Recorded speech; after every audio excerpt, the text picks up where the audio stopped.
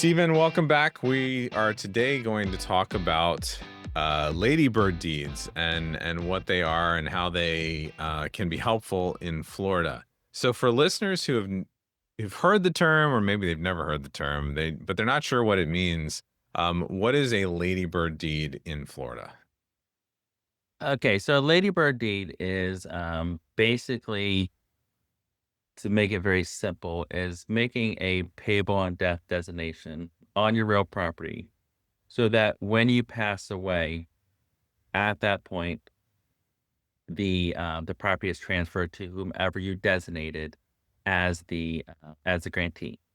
So the important parts are, and this is where the enhanced life estate comes into play, is it has to have special language in there that the grantor still retains the right to sell the property, mortgage the property, basically do whatever they want with it until they pass away. Okay, so that means that there's no actual transfer of title until the grantor passes away. So that means they can always change it, revoke it, do whatever they want with it. But unless they don't make any changes, then it's, lack of a better word, payable on death to whoever the grantee is. So, is that the same thing as an enhanced life estate deed, or how are those related? What does that mean? Yeah, so they're basically the same. Ladybird deed. Um, I'm not exactly sure why it's named after Lady Bird Johnson. Yeah. I think it's a legal nickname of what it is because she really doesn't have anything to do with the deed. She didn't Mm. create the deed. She didn't make up this concept. But for whatever reason, it's stuck as a Ladybird deed. But they're one and the same. Ladybird deed and enhanced life Okay. estate deed is the same. So let's talk a little bit more about that control that you have during lifetime. And that seems like one of the big selling points of this. What does having that control really mean in practice? So it basically means that there's no transfer of title. There is no transfer of interest until the grantor passes away. So that means they're still allowed to do whatever they want to do with the property as if this deed did not exist. Okay. And can a homeowner still sell the property after they've signed a ladybird deed? Yep, absolutely, absolutely. And they do not need the consent of the grantee to do so. Okay. Um, Um, what about refinancing or mortgaging the property? Same thing? all the same, as long as in that enhanced life estate deed, they reserve those rights. Okay. So Now that's sort of a big part of it. let's reiterate this maybe because you've kind of talked about this a little bit, but why is that retained control such a big advantage compared to other deed strategies? So if they do what's just a regular life estate, if it's a regular life estate, then the remainderment, who's the grantee who you listed, um, yes, the the the entire title passes by way of the death of the grantor with the life estate. But also what you've done is you've made a gift of of an interest to a remainder person. Okay. And that'll be based upon your life expectancy tables and things like that of how much that gift is. But you've already transferred a portion, at least, of the interest to the grantee if it's just a regular life estate deed. So then that does affect if you want to sell it. Because then if you want to sell it, you have to give a portion to the grantee for the remainder interest. If you want to mortgage it or refinance it, you would have to get the consent of the grantee under the regular life estate deed. Okay. Okay, so that's a big distinction between the two. So let's talk about things like Medicaid planning, homestead rules in Florida, taxes, all of that sort of stuff. So, how can a ladybird deed help with Medicaid planning under Florida rules? So with Medicaid planning, um, it helps to avoid probate. So under Medicaid laws, Medicaid can always go back and try to attack the estate if there's an estate opened in order to recover for the money they've spent. on Medicaid on the decedent. Okay.